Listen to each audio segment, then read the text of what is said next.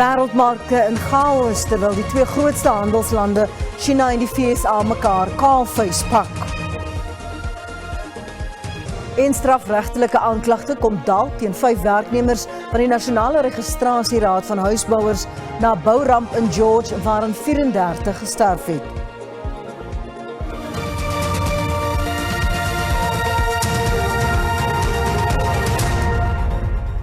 Goeienaand en baie welkom by die Afrikaanse nuus op S3. Die minister van Water en Sanitasie, Phemi Majodina, sê inwoners in die gebiede rondom die Vaaldam moet die vloedlyn ontruim weens moontlike oorstromings. Majodina, haar adjunk David Mashloba en ander rolspelers het die dam in Deniswil in die Vrystaat besoek. Die departement monitor die Vaaldam se watervlakke voortdurend nadat die 5de sluis Sondag oopgemaak is. 5 van die 60 sluise is nou oop, wat sowat 1200 tot 1300 kubieke meter water per sekonde in die Bloemhofdam vrystel. Die sluise is oor die afgelope 2 weke geleidelik oopgemaak. Majodina het gemeenskappe aangeraai om tot bo die vloedlyn te ontruim. Most of the people, they've encroached the flood line where they are not supposed to build their properties, and want to urge them even now to say they must move away from the flood line, because should they be affected by the water, we're not going to be responsible for the loss of their properties. So we also want to urge those who have spiritual and ritual activities that they do in the rivers and dams to please at this particular moment move away and try to suspend them a little bit. We are not insensitive, but we are more concerned about the loss of lives. Brandwater maan ook gemeenskappe om versigtig te wees vir stygende takriviere. We have other rivers that go into the Val Barrage that do not come in here. So if those are flooded at the same time, it will create a bigger problem than the water that is released here. So usually people just monitor the water from the Val Dam, forgetting that there is additional water that comes from other tributaries. Die departement beheer die vrystelling van water as veiligheidsmaatreël om beide infrastruktuur en menselewens te beskerm. Inwoners in die Noord-Kaap en Noordwes is gereed vir enige gebeurlikheid na swaar reënbuie infrastruktuur beskadig het. In die Noord-Kaap het watervlakke aansienlik gestyg nadat die 5de sluishek in die Vaaldam Sondag oopgemaak is. In Noordwes het brûe ineengestort en paaie oorstroom. Boere langs die Vaalrivier vrees die ergste te midde voortgesette waarskuwings van stygende watervlakke. Our livestock are going to be threatened, in terms of grazing, because we have a limited portion of grazing up down the farm here. It's agricultural projects where we're not supposed to take our animals to. So they'll only be limited to this portion where I'm standing now, down to that side, that direction. And now it becomes a problem when the water rising rapidly. We'll just have to keep our animals, in their kraal. Die provinsiale regering versoek munisipaliteite om inwoners wat naby die Vaalrivier woon, betyds te waarsku indien hulle moet ontruim. From our side, we are confident that we have the capacity as a province to respond to any disaster in our province, but we will keep our communities informed, and our municipalities should communicate to communities around any possibilities in terms of the floods that might occur. Die N12 in Stilfontein en die R507 tussen Delareyville en Ottosdal is van die paaie wat die ergste geraak word. In Kraaipan het 'n brug ineengestort. Die parlement se begroting krap kop oor hoe die huidige begroting agterstande in departemente en sektore in Suid-Afrika aangespreek kan word. Kom ons keer terug na daardie berig. Die parlement se begrotingskantoor krap kop oor hoe die huidige begroting agterstande in departemente en sektore in Suid-Afrika aangespreek kan word. Die kantoor het die gekose komitee oor bewilligings ingelig en 'n ontleding gedoen van die 2025 verdeling van inkomste. Die wetsontwerp op verdeling van inkomste moet binne 35 dae goedgekeur word nadat die fiskale raamwerk en inkomstevoorstelle deur die nasionale vergadering aanvaar is. Die wetgewing moet dan verseker dat elke regeringsvlak 'n billike deel van die begroting ontvang. Die voorlegging aan die gekose komitee oor bewilligings het 'n ontleding gebied oor of die wetsontwerp op die verdeling van inkomste toepaslik geteken is om die uitdagings reg oor die land aan te spreek. Die kwessie rondom belasting was onvermydelik. I think it's a good thing that South Africa and Parliament are debating the issue of taxes and where we're going to get additional revenue. And I feel we need more revenue because we have this good plan that's set out in place. It needs to be funded. Die begrotingskantoor sê die omvang van die voorgestelde begrotingsaanpassing is dalk onvoldoende.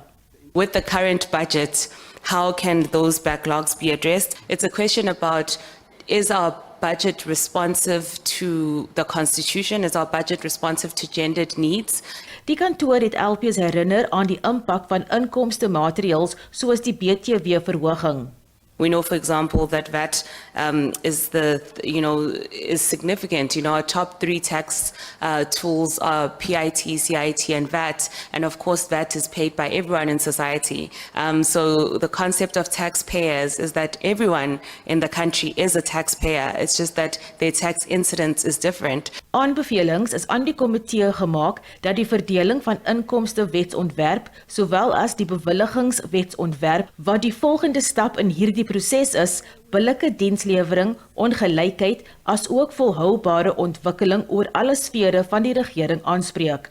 Eybre Babie, SAIK nuusparlement. Die globale handelstariefoorlog is in volle gang met die VSA en China wat die appelkar nou behoorlik omgekeer het. In die jongste verwikkelinge het president Donald Trump tariewe op invoere uit China verder verhoog na 125% nadat Beijing aangekondig het dat hy sy tariewe op goedere uit die VSA van môre af tot 85% verhoog. Trump het egter die verhoogde handelstariewe op uitvoere uit lande wat nie weerwraaktariewe gehef het nie met 90 dae uitgestel. Die rand het kort na die aankondiging oor die uitstel van tariefverhogings vinnig verstewig van R19.89 5:00 vanmiddag tot R19.28 net so rukkie gelede. China het die verhoogde Amerikaanse tariewe as 'n blaatante oortreding van die reëls van die Wêreldhandelsorganisasie bestempel en gewaarsku dat hy die vasberadenheid en middele het om die geveg met China tot die einde te voer. The US side is still imposing extreme pressure on China by imposing tariffs. China firmly opposes and will never accept such arrogance and bullying behavior. If the US really wants to solve the problem through dialogue and negotiations, it should show an attitude of equality, respect and reciprocity. Die Amerikaanse regering het intussen begin om vergaderings te belê met ander lande, waaronder Suid-Korea, Japan en Italië, om verder oor tariewe te onderhandel. Die VSA se minister van Finansies het China se reaksie as 'n ongelukkige stap vir Beijing bestempel. Volgens hom is daar 'n moontlikheid dat Trump handelstransaksies met van Amerika se bondgenote kan aangaan. Besent sê die hooffokus is nou om die Amerikaanse ekonomie reg te ruk. I tell these congressmen, I tell the senators, look, our fiscal situation is a 350-pound, 2-pack a day smoker on the ICU table. And he or she is not going to get off that table and run the Ironman. And we are going to get on a treadmill. We are going to bring the deficit to GDP hopefully down by 1% every year and get it back toward the long-term target of 3.5%. Intussen het lande in die EU hulle steun aan die Europese Kommissie toegesê om volgende week met die eerste teenmaatreëls teen die Trump-administrasie se tariewe op staal en aluminium te begin. Daarvolgens sal die EU bykomende tariewe van 25% hef op 'n reeks Amerikaanse staal en aluminiumprodukte. 'n Besluit sal later geneem word oor ander tariewe soos op voertuiginvoere. Die reaksie van die EU se 27 lidlande volg nadat die Trump-regering 'n 25% tariefverhoging op hulle staal, aluminium en voertuiguitvoere na die VSA ingestel het, sowel as 'n bykomende 20% op feitelik alle ander uitvoerprodukte. Die sitrusbedryf sê 10.000 werksgeleenthede is in gevaar weens die VSA se tariefverhoging van 30% op Suid-Afrikaanse uitvoere wat in werking getree het. Rolspelers in die bedryf sê baie landelike sitrusproduserende dorpe, spesifiek in die Wes en die Noord-Kaap, staar verhoogde werkloosheid of selfs totale ekonomiese ineenstorting in die gesig. Die eerste sitrusuitvoere vir die Amerikaanse mark word van dese week verpak. Suid-Afrika is die tweede grootste uitvoerder van sitrusvrugte ter wêreld, naas Spanje. Dit kom neer op sowat 6,5 miljoen kartonne sitrusvrugte, soos lemoene, suurlemoene en lemmetjies, wat na die VSA uitgevoer word. The market is big for us in that it represents about 6% of our exports to the world. But most significant is that it affects a significant portion of the country. So that citrus that we exported to the US comes out of the Western Cape and the Northern Cape, and it supports 35,000 jobs on farm jobs. Nchapele sê dit kan die ekonomie van sommige sitrusproduserende plattelandse dorpe lam lê. When we say 35,000 jobs, we mean jobs that we are responsible for. So those are on the farm jobs, not further down the value chain. And if you realize that a lot of citrus production takes place on farms, so it's the rural towns that are really dependent on export that are going to take a pounding out of this tariff situation. Die situasie veroorsaak onsekerheid in die sektor. This 6% fruit that is supposed to be destined for the US market is going to create a further concomitant problem in that in some instances you might find that you might have to find new markets for this fruit. That creates a concomitant effect in the sense that some fruit might then be diverted elsewhere and that might impact pricing. Die landbousektor in die Weskaap sê dringende korttermyn onderhandelinge moet met die Amerikaanse administrasie plaasvind om tariefvrystellings vir landbouprodukte te kry of laer tariewe te beding. 58% van alle primêre landbouprodukte is geproduseer in die land vanuit hierdie provinsie uitvoer. Ons het hoogs arbeidsintensieve vertakkings en dit kan uit die aard van die saak negatief impakteer vir Die sitrusbedryf sê die FSA moet Suid-Afrikaanse sitrusuitvoere sien as aanvullend tot Amerikaanse produsente en nie mededingers nie. Vanessa Puna, SAK nuus, Kaapstad. Ons is net hierna terug met nog nuus in Afrikaans. Bly by ons. Ons gaan voort met die bulletin. 5 werknemers van die Nasionale Registrasieraad van Huisbouers wat geskort is oor die ineenstorting van 'n gebou in George in 2024 kan strafregtelik aangekla word. Die minister van Menslike Nedersettings, Thembi Semelani, sê die finale verslag na die bouramp waarin 34 persone gesterf het, is na die relevante owerhede verwys wat moet bepaal wie vir die sterftes verantwoordbaar gehou moet word. Die verslag het verskeie onreëlmatighede voor en tydens die konstruksie van die gebou aan die lig gebring, insluitend die registrasie en sertifiseringsprosesse wat gebrekkig en onvoldoende was. The company in question inaccurately presented its capabilities during the registration phase. Amongst other things, it failed to declare its intention to construct a multi-story building. With regard to the enrollment certification process, the enrollment process demonstrated significant non-compliance with the NHBRC enrollment procedures, resulting in critical regulatory breaches and unauthorized approvals. Die polisie ondersoek nou die boumaatskappy as ook die 5 geskorste beamptes van die Nasionale Registrasieraad van Huisbouers onder wie die geskorste uitvoerende hoof. We have got a number of colleagues who in our system in the NHBRC as employees who were responsible for some of the steps which were not adhered to, who have already been placed on suspension, including the CEO. Die departement het aanbeveel dat 'n taakspan hoë risikogeboue moet ondersoek en tegniese bestuurders voltyds op boupersele teenwoordig moet wees. We need to conduct comprehensive competency skills audit of inspectors as well and develop thorough due diligence processes to evaluate all information submitted during the verification process. Die families van die oorledenes en slagoffers van die bouramp wag egter steeds vir geregtigheid, aangesien geen inhegtenisnemings tot op hede gemaak is nie.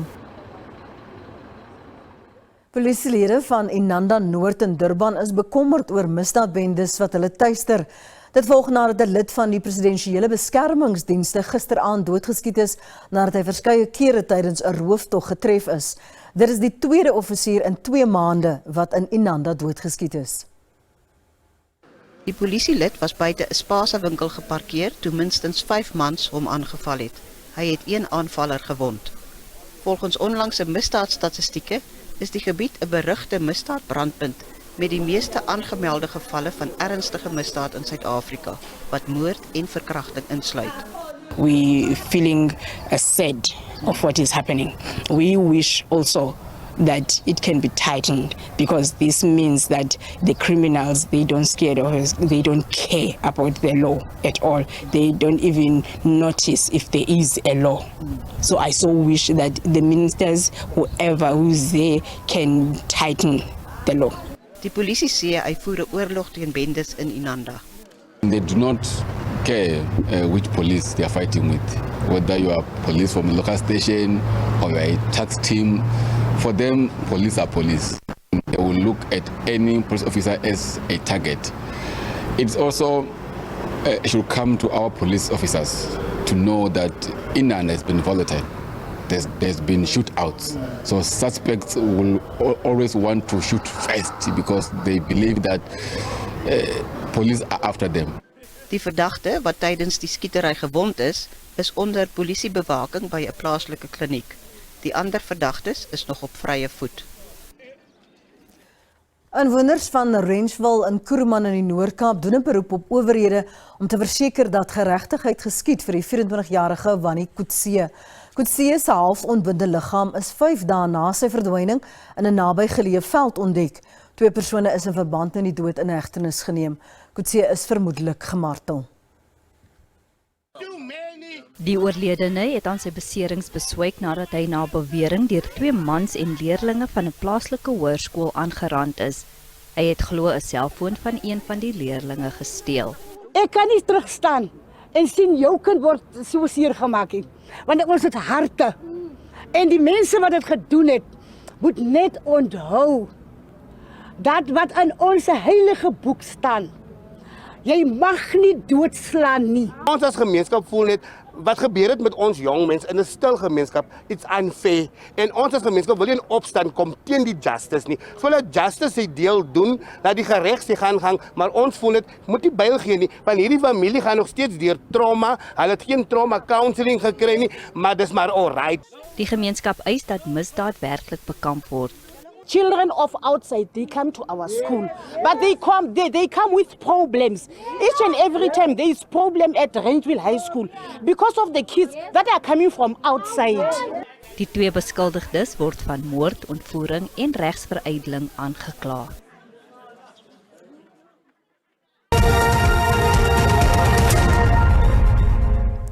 Kom ons kyk hoe die markte kort gelede om 8 uur vertoon het.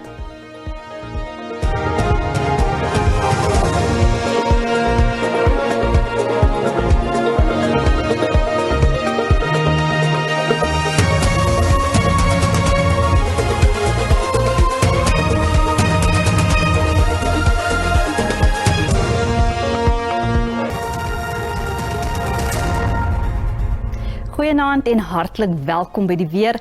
Vandag sien ons daar is 'n 60% kans vir reën wat verwag word in dele van Limpopo en Mpumalanga. Dan sien ons daar's dele in KwaZulu-Natal, die Oos-Kaap en dit strek al die pad tot en met die Wes-Kaap. Dan sien ons dit is bewolk in groot dele van die land. Vir môre is dit steeds bewolk in groot dele van die land met miskolle en dan sien ons 'n 30% kans vir reën. Dit strek vanaf die noordelike dele al die pad tot en met die Oos-Kaap. Vir vandag is daar 'n geel vlak 2 waarskuwing uitgereik vir ewige donderbuie wat verwag word in dele van Limpopo, Mpumalanga en dan ook in gedeeltes van KwaZulu-Natal. Ons kyk nou na ons minimum en maksimum temperature. In Gauteng sien ons Bronkhorstspruit 15-24, Johannesburg 'n maksimum van 22 en dan Vereniging en Carletonville albei 23. In Limpopo enkele buie en donderbuie. Messina bereik 'n maksimum van 31, Mokopane 16-27 en dan Lephalale 'n minimum van 17 en 'n maksimum van 29.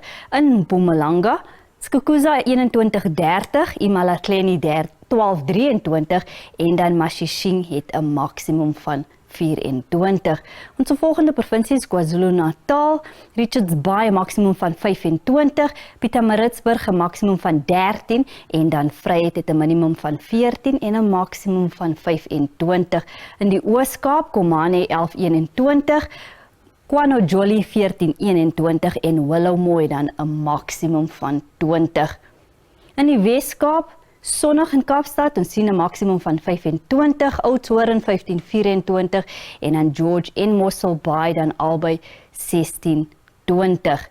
In die Noord-Kaap, baie mooi weer en sonnig in gedeeltes van die provinsie, Kimberley 'n maksimum van 24, Appington 'n maksimum van 28 en dan Carnarvon het dan 'n minimum van 13 en 'n maksimum van 25. In die Vrystaat sonnig en Welkom met 'n maksimum van 24, Botawil 10:26 en dan Frankfurt het dan 'n minimum van 8 en 'n maksimum van 23. Ten slotte Noordwes, Rustenburg maksimum van 28, Ottosdal 10:25 en dan Tosca het dan 'n maksimum van 28. Dit is dan al van my en die weerdiens.